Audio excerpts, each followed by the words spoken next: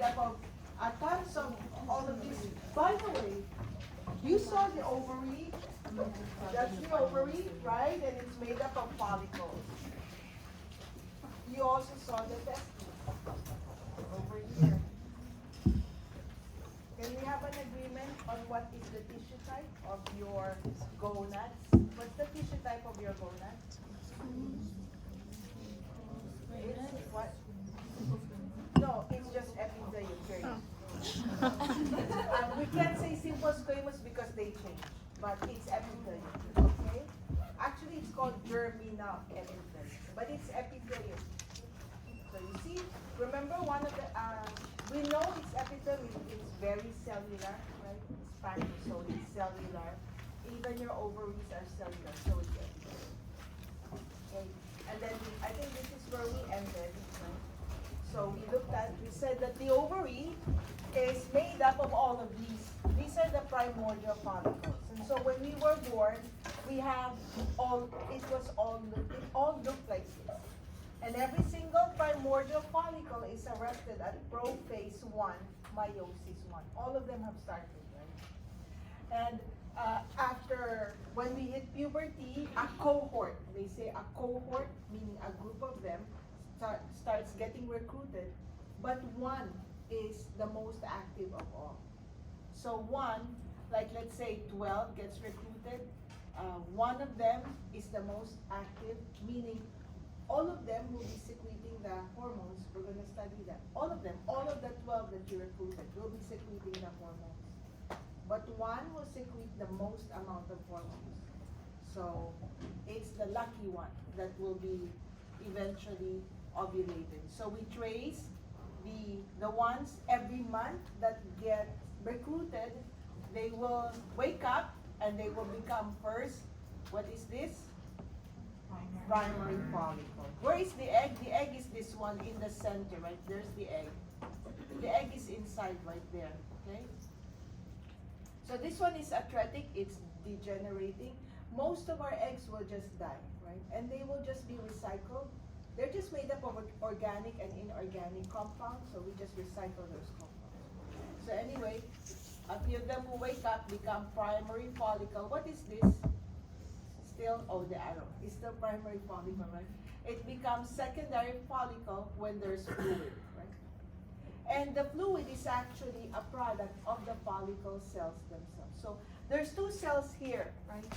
One is called the egg cell or the oocyte, and the rest are called follicle cells. Okay? And they will even be further specialized into zona glomerulosa and zona fasciculata, which I feel is too much for you.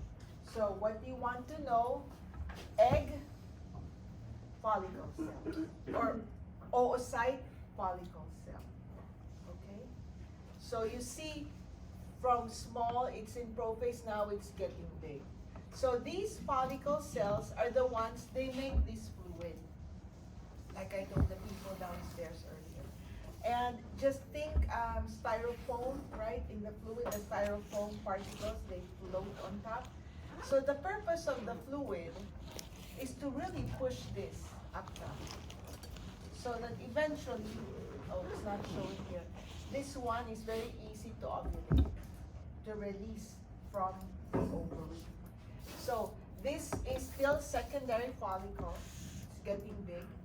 Once it's really big and this has been pushed to the side, we call this a mature or graphia follicle, which is ready to be ovulated.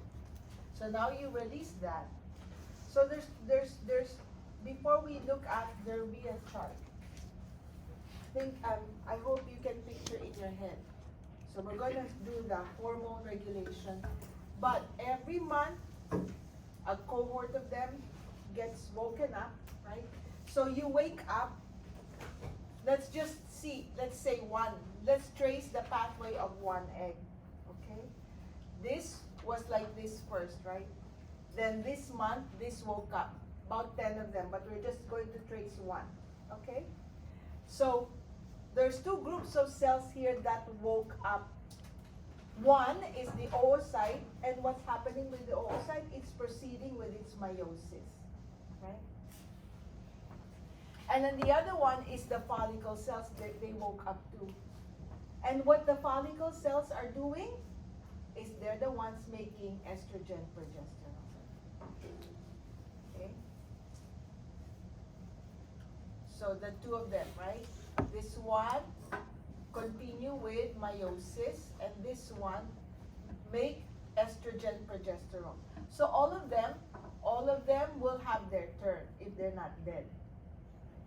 The next month, if this set is the one that's called, it's their turn to make estrogen, progesterone. So we're gonna trace. So now we know what's going on with the egg inside, right? It's just continuing with this meiosis. And this one, by the way, this one, when it's getting ready to be ovulated, it is arrested at metaphase 2 of meiosis. So I'm looking at this one right here.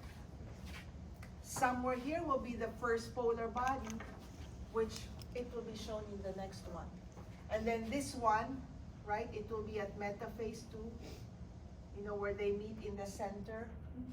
That's my version of metaphase. I hope you, right, they meet in the center. And then there's one polar body, somewhere here, maybe it was here. And then when there's a sperm here, it shouldn't be here. The sperm should be outside. But anyway, when there's a sperm, this half will unite with that, and this becomes the other polar body, right? So this one has 46 chromosomes, right? Right? Which is no longer, if it divided, you really are going to 1, 2, 3, 4. Okay? Is this too confusing for you guys? Did I confuse you? Yes, no, tomorrow? Yeah? No, yeah. Can you explain polar body a little bit? Right here. Right? The polar body.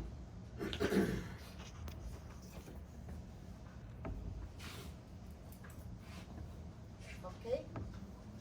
Remember our story yesterday where we said that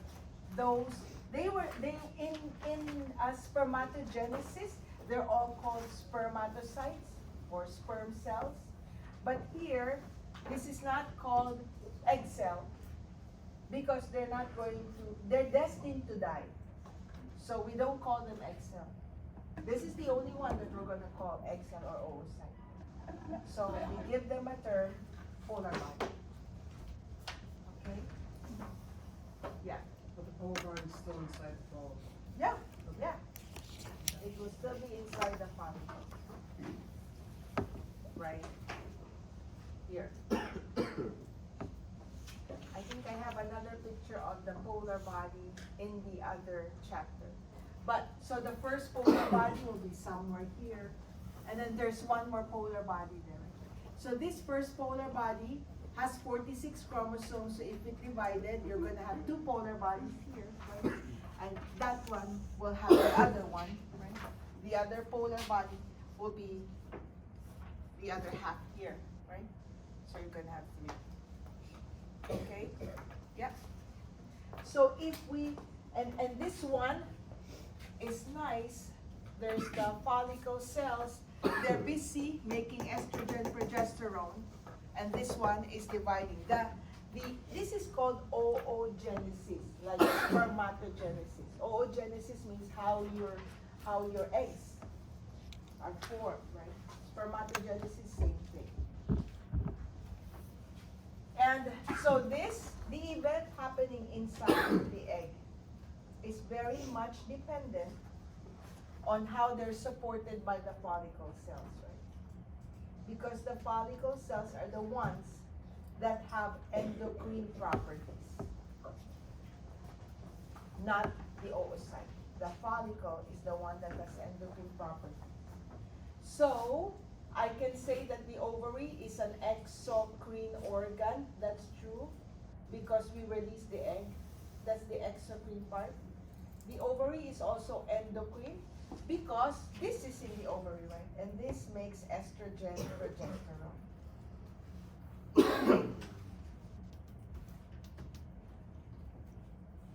You got that?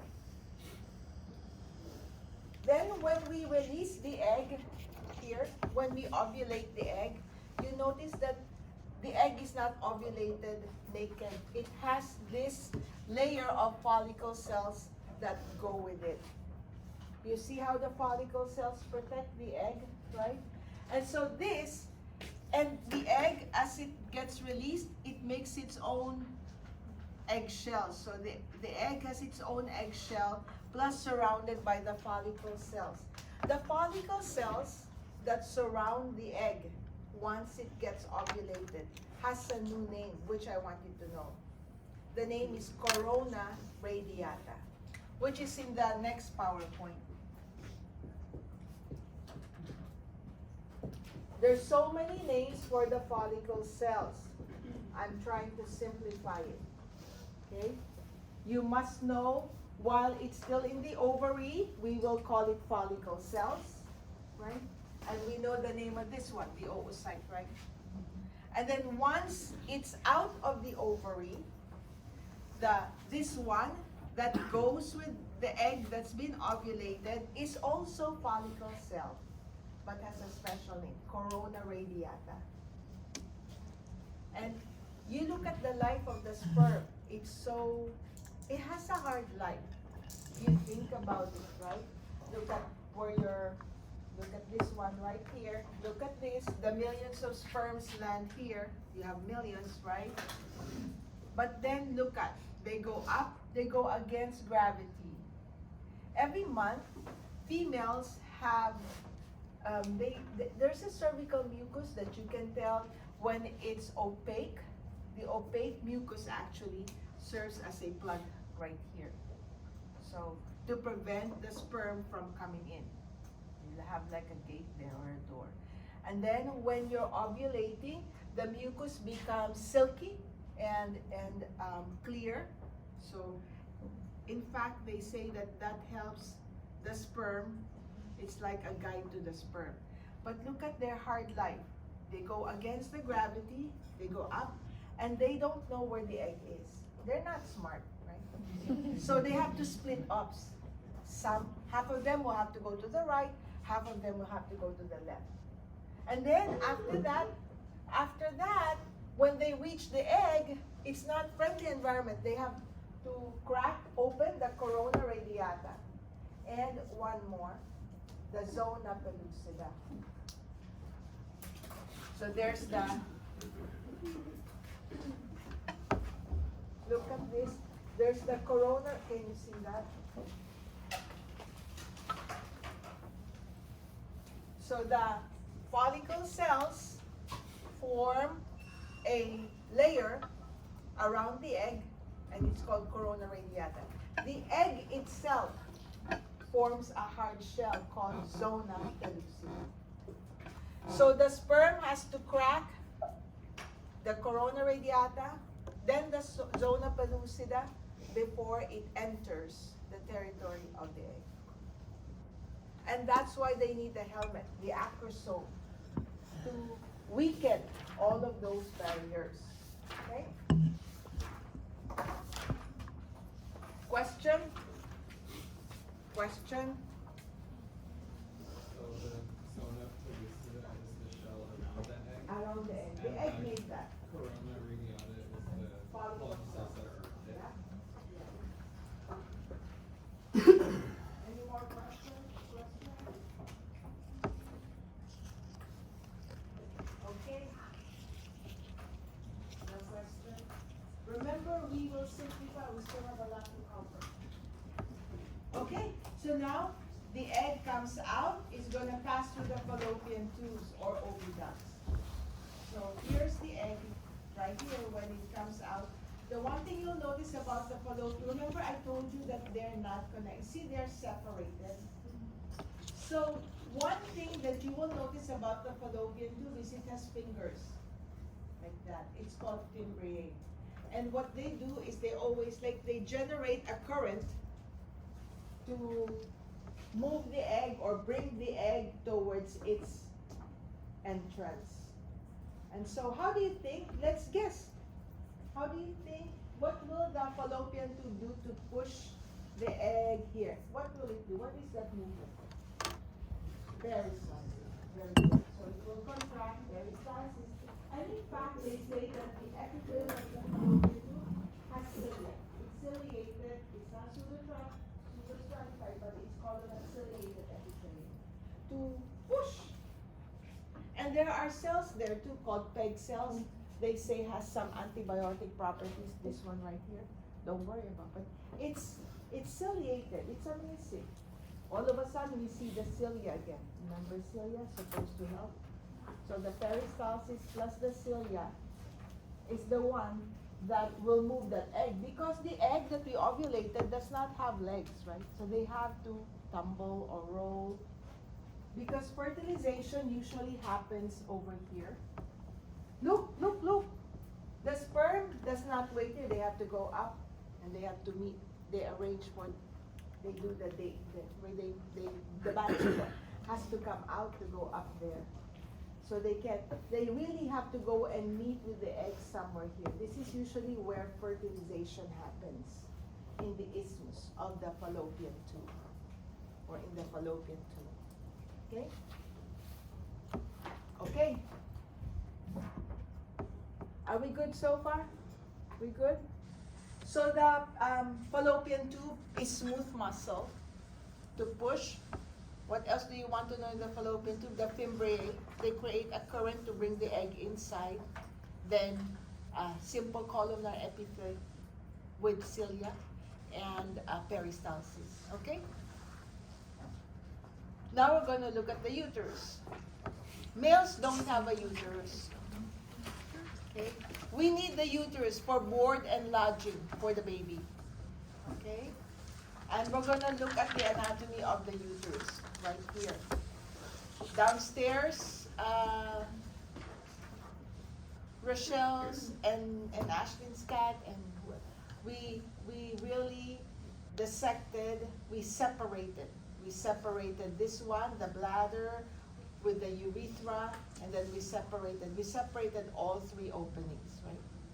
In the lab exam, if you're trying to figure out, sometimes it gets confusing. You put them all together, and if you look at this one, you see that the uterus, which means this is the vagina, is sandwiched between the urethra and the anus. It's in between, okay? And this is why, just looking at the anatomy, you see how we're very prone to UTI or infection. Even this one up here, right? Endometriosis, all of that stuff. You just have to be careful. Okay, so there's the uterus. And do you see the cavity is just like a little slit, right? They say that we have what you call a potential cavity. It's really not a true cavity unless you become pregnant. So it's just, you can, I don't know how it opens, but it opens up, and it's really, you don't even see any opening. We should have opened the uterus downstairs. I forgot. Maybe on next week we can open it up. Okay? And there's something about the uterus. This is the normal anatomy of the uterus. It should be retroflexed. Anteroflexed. Don't worry about that term. I'm just talking about, I want to tell you about dysmenorrhea. So we know that we menstruate, there's menstruation here, and the blood should come out to the uterus. This uterus, most of us, it's anteroflexed. There are some females where the uterus is retroflexed. When it's retroflexed, meaning it's folded the other way, and it's acute, when the blood has to come out, it's more difficult to come out. So you develop dysmenorrhea, and it's painful. And one definitive cure for dysmenorrhea is get pregnant. When you get pregnant, that uterus, it flips to its normal position after you deliver the baby. You don't have dysmenorrhea anymore. Okay?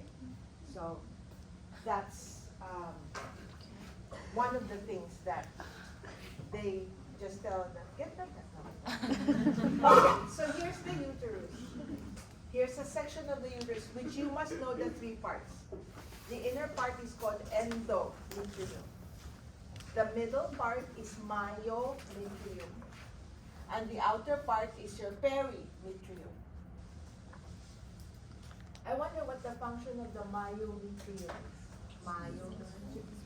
Yeah, to deliver your baby, right? Okay, so we know it. And also to squeeze out the blood. And the endometrium, you look at this picture, guys. You see, this is the endometrium. You see that there's lots of blood vessels there. The endometrium is the first source of nourishment for the baby. Once the baby is formed, you think it's breastfeeding inside? No.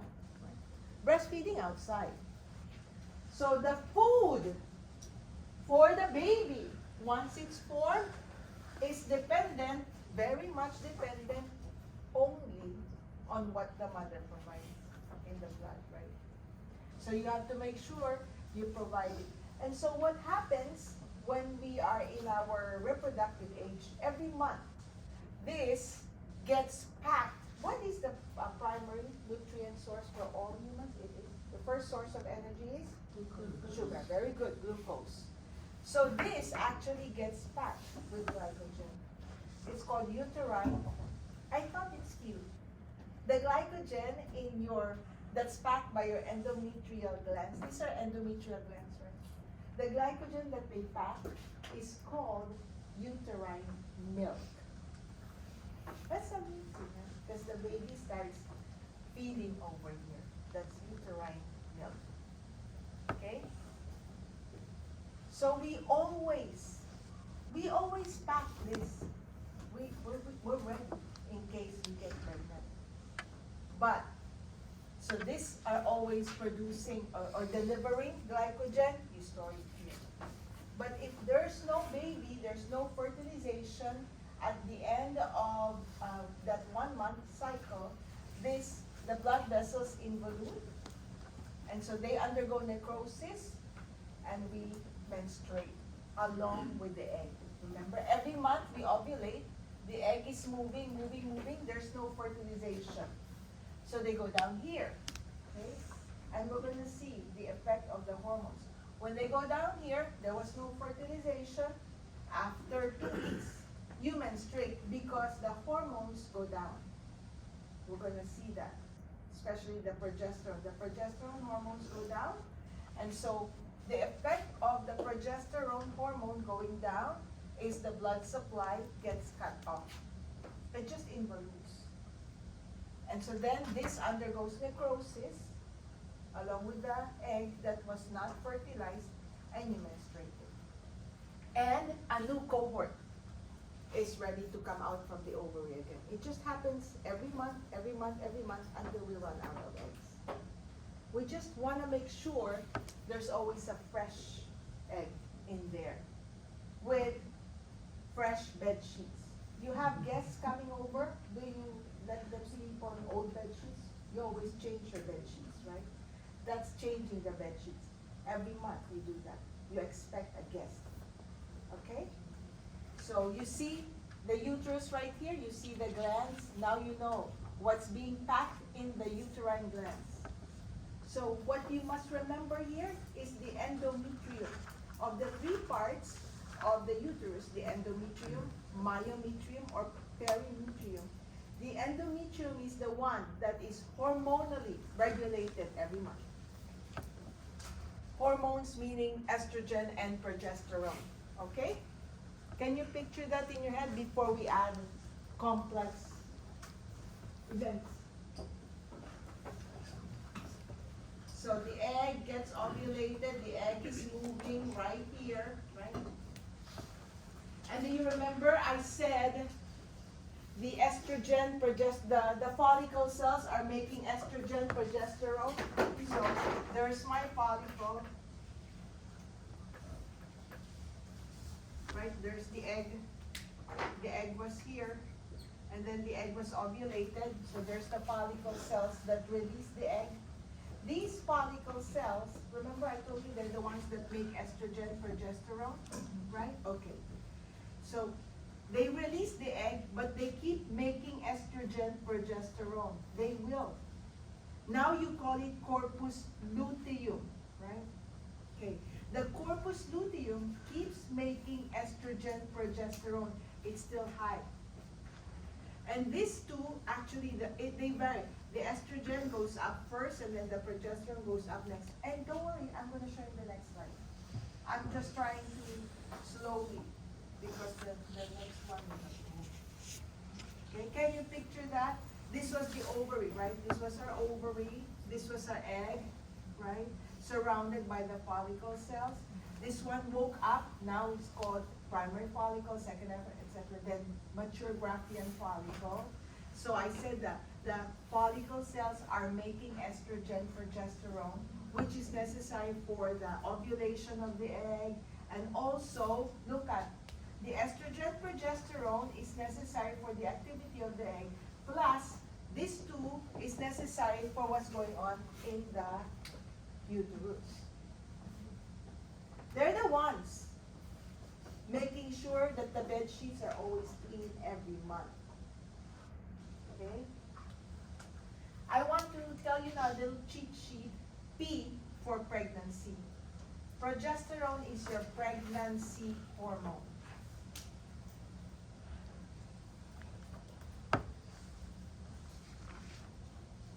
Can you picture this? Let's see again. Let's see, okay? So remember I'm going to add your hypothalamus, pituitary, secreting FSH, LH, right? So then, the pituitary gland, this is my pituitary gland, targets only one, only the ovary. The ovary is the one that targets the uterus. So the pituitary secretes FSH, LH to go to the ovary. And it targets the egg and the follicle cells of that ovary. Then what's the effect of this FSH, LH on the follicle cells? They start making estrogen and progesterone. Okay? And so what happens is these two hormones, and we're going to see, there's one is first to go up, and the next one is first to go up. It's just summary for now. These two target this one, the uterus. What part of the uterus? The endometrium. What do these two hormones tell the endometrium to do?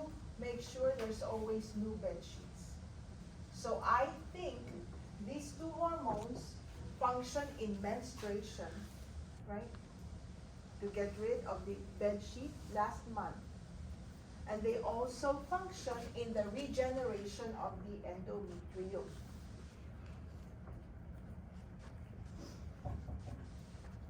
To make it easy, the estrogen, you see, it looks like a letter M. It's my menstruation hormone. And the progesterone is my P, pregnancy hormone. So and this is amazing, guys. Look at this. We didn't even go to the next one yet. So there's your, if there was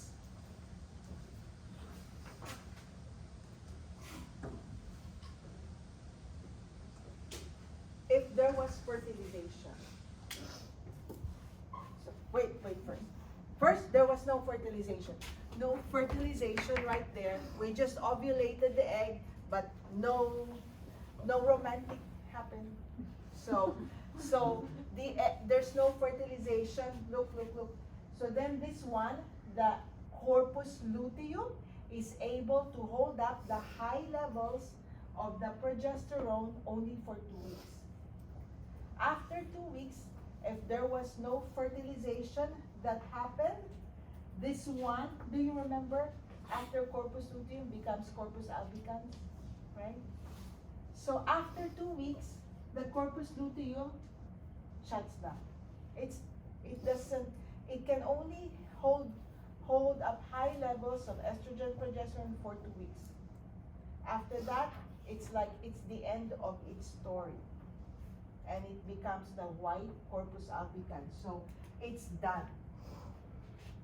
The next cohort is the one that's going to take over the next group of cells. But this is done.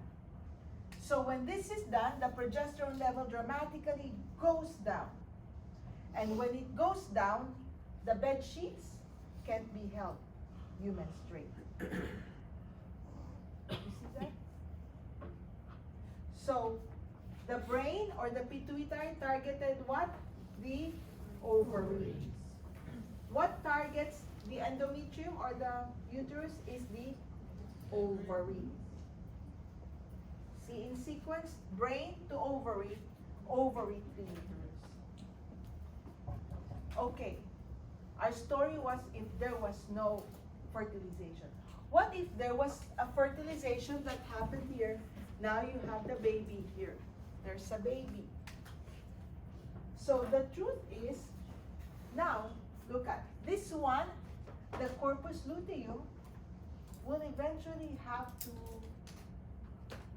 die. I guess that's the word. But that baby has the power to keep this as corpus luteum, to maintain it for about 6 to 8 weeks. Isn't that amazing? And then after that, guess what? You heard of the placenta? The placenta takes over. Let's do this again. We're gonna add more slides. If there was fertilization, now you have a baby in there. The baby actually releases a hormone called beta HCG. Have you heard of that? You ever gone for pregnancy test? This is actually what they check, right? Beta HCG. They check your urine for the presence of this. And if they find this in your urine, they say you're pregnant. Why? Because you don't make it, the baby makes it. Hello? The baby makes it. That is, guys, you know what? The moment you become pregnant, the moment the baby is there, the baby actually is the boss. Look at this story. So, the baby is formed right there, and it's gonna start making HCG, right? And that's gonna go to the mom, to the ovary, and that's the message that the corpus luteum will remain as corpus luteum for as long as it can, which is about 6 to 8 weeks. Okay? And then after that, the placenta has been formed already. And the placenta takes over. So in other words, the placenta makes sure that the progesterone levels are high.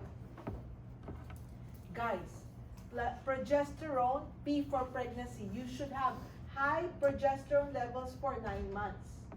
Anytime the progesterone level goes down, you're gonna menstruate. In this case, you're gonna deliver. Childbirth is nothing but a modified menstruation. So, what tells the baby that it's ready to come out is the baby. That is amazing. I'm like, whoa, that's messed up. Baby is the boss. So like when the baby is ready to come out, the baby secretes the hormone cortisol. What's that? Isn't that our stress hormone?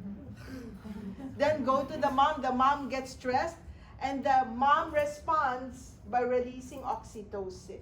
We know what oxytocin does, right? You feel the labor pains come out. And then also the mom releases the hormone relaxin, which is in the next slide. This is just summary. Don't worry, you're going to see those terms again. Can you picture that in your head for now? You picture that? Amazing, right? So,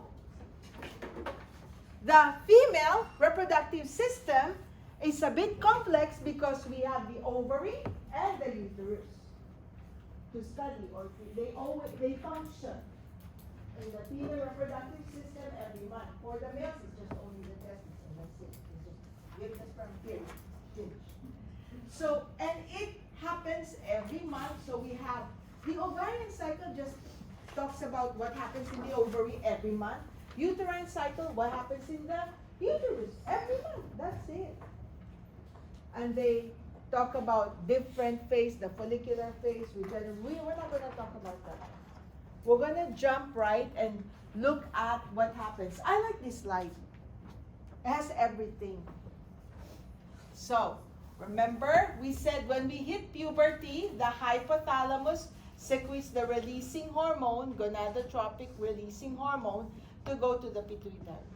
This is every month. Pituitary secretes FSH and LH. And look at the target of both FSH and LH. Isn't this all ovary? Right? Do you see the uterus here? No, just only the ovary. Okay? And it says the FSH follicle stimulate hormone. It will stimulate a group of follicles. Right? Follicle stimulating hormone. So they're the ones. So in reality, I'm going to go to the next slide. This one. Don't be crying. Don't panic. It's the same as this one. Okay? But this one has the levels that go up. In reality, one goes up first, then the next one, then estrogen first, then the next one. So let's see here. FSH, a group of follicles. See, follicles stimulate. So stimulate a group of follicles. And we know what's going on in the egg. We talked about the meiosis. We already traced that. Now we're just looking at what are these follicle cells doing. They're making both estrogen and progesterone, but look at what goes up first. So remember, FSH goes up first from the pituitary right here, and then it goes to the follicle cells. It will tell the follicle cells to make estrogen, progesterone. But the follicle cells make high estrogen first, meaning they make more estrogen first. And let's trace that, you're gonna menstruate, okay? Then after that, after FSH goes down, the LH goes up. This is from the brain also. So the LH is your ovulation hormone. Write down in your notes, LH is your ovulation hormone. At the peak of LH level, you will ovulate. At the same time that the LH goes up, progesterone levels go up. So look at what progesterone, P for pregnancy, it's maintaining your uterus, the endometrium. It's keeping it nice and juicy if there's a baby. Okay? So you ovulated, but then there was nothing. No baby happened. So what happens? This one, the follicle cells that release that egg becomes first corpus hemorrhagicum. And then they become corpus luteum. And look at this one. Look at this one, corpus luteum, and you have the arrow. They're still making this estrogen, progesterone for another 2 weeks. Right? But after 2 weeks, if there was a baby, you can remain high. If there's no baby, this group, they die. That's the end of their story. Corpus albicans, which you don't see any more estrogen, progesterone under this one, right? Because they're no longer active, they're done. So then that means, look at the progesterone level goes down and you menstruate. In the meantime, there's a new cohort. It's just a cycle. That's why I like this slide. So I suggest that you just trace what's going on with this one and this one and this one. Yeah. I'm just curious, is a menstruation considered atresia or? No, atresia, I just want to make sure that I Yeah. don't mix them up. this one, they weren't supposed to die, right? They just died because there was no fertilization. Oh. The atresia is the one that happens inside the ovary. Okay, Okay? thank you. So what we must remember is the brain stimulates the ovary, and the ovary targets your uterus. The brain does not target the uterus.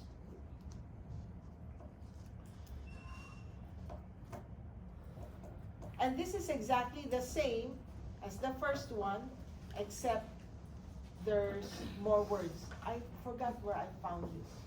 And I thought,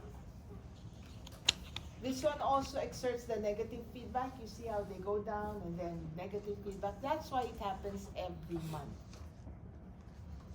But if there was pregnancy, if there was a baby, their corpus luteum will remain for about 6 months. The baby keeps it as corpus luteum. Oh, did I say 6 months? No, 4 to 6 weeks. Yeah, the baby is able to prevent this from happening. The baby is over here for up to about 6 weeks. The baby stays here. They're able to prevent this from happening. And that's because of the hormone? Yeah, the beta HCG. Until the placenta is ready. So after about 6 to 8 weeks, this one becomes like that. No worries, because now you have the placenta. And who did that? The baby. Well, the baby and the mom, but the baby was the boss, right? So that's why it's difficult to be. Don't they say that the baby, I heard somewhere that the baby is referred to as a human parasite from beginning to end. So then next, we're going to look at the next. Do you have any questions on this? It's a bit complicated, but, and I don't think you have this in any page on the textbook or in your textbook. What I did with this slide is I combined everything, the brain, the uterus, and the ovary, so that you can really see the big, maybe you have it in your book, I don't know. Plus the hormone levels, I combine them so that you don't have any problem. Does the corpus luteum, does the baby stop it from shutting down for 4 to 6 weeks or 6 to 8 weeks? 4 to 6 weeks. Did I say 6 to 8 weeks? Yeah. Just say about 4, 6, 8 weeks. Sorry. Until the placenta is ready. Yeah. Anyway, it prevents it. It keeps it for longer than 2 weeks. Let's say that. Yeah, yeah. Easy? Yeah? Now we're ready. After this one, we're ready to look at the new human, which is the next chapter. The new person, the new you when you were born. We'll look at your first baby name until the name that you are called when your parents are angry. Okay? Okay, so we'll continue with chapter 29.